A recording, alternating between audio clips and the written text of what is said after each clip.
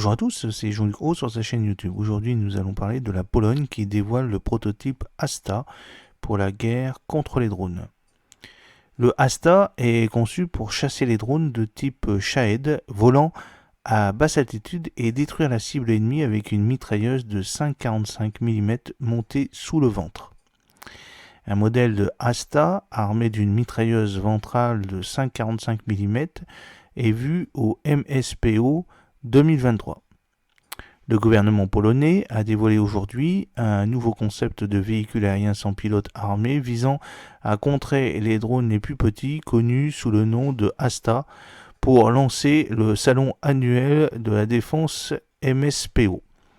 Dans l'annonce, le gouvernement a déclaré que la conception s'appuie sur les enseignements tirés des opérations de combat des dernières années, une référence, pas si voilée, au conflit ukrainien que la Pologne étudie intensément. La conception du système suit une nouvelle norme, la STANAG 4703, qui fixe les exigences de navigabilité pour les avions légers sans pilote à voilure fixe. Conçu par l'Institut d'aviation Łukasiewicz, en collaboration avec la société italienne Eurotech, Asta a une envergure d'un peu moins de 13 pieds, mesure 9,5 pieds de long et peut transporter une charge utile jusqu'à 77 livres à l'intérieur de sa baie. Un moteur hybride ICE électrique de 20 chevaux alimente la conception qui revendique des vitesses de 74 à 170 miles par heure, avec une altitude de plus de 4 miles. Le système est conçu pour être lancé à partir d'un lanceur aérien et atterrir sur un parachute coulissant ou planant plutôt que de nécessiter une infrastructure aéroportuaire traditionnelle.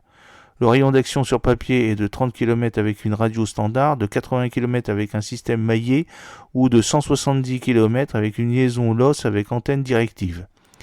S'il est connecté à un satellite, la portée est illimitée et illimité uniquement avec le carburant, soit une autonomie maximum de 10 heures.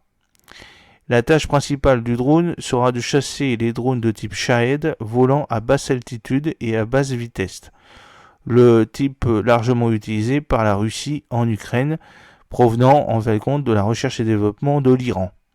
De rechercher les émissions de moteurs à combustion et après une identification positive de détruire la cible ennemie avec une mitrailleuse de 5,45 mm montée sous le ventre. À l'avenir, il sera peut-être possible d'armer le modèle avec un KMM de 7,62 mm ou 12,7 mm avec une ceinture de munitions ou bien avec deux bombes à chute libre de 20 kg sous le fuselage. Cependant, le système pourrait avoir d'autres utilisations. Les concepteurs revendiquent la capacité de pénétrer les défenses aériennes, d'opérer en profondeur en territoire ennemi et d'effectuer des missions ISR, ainsi que la possibilité d'essaimer afin de confondre les défenses antiaériennes. Et si le design a été présenté dans sa variante combattant, Łukasiewicz voit également des versions civiles potentielles qui pourraient être utilisées pour surveiller les infrastructures linéaires longue distance, le transport de marchandises ou la photogrammétrie. Selon les représentants de l'Institut de l'aviation, l'avion a passé avec succès une série d'essais en vol. Alors qu'ils sont encore en phase de démonstration du concept, les concepteurs espèrent attirer des clients pour l'avenir.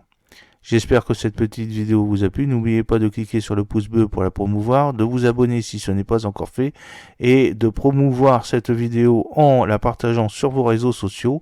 À très bientôt, fidèlement Jean-Luc Haut.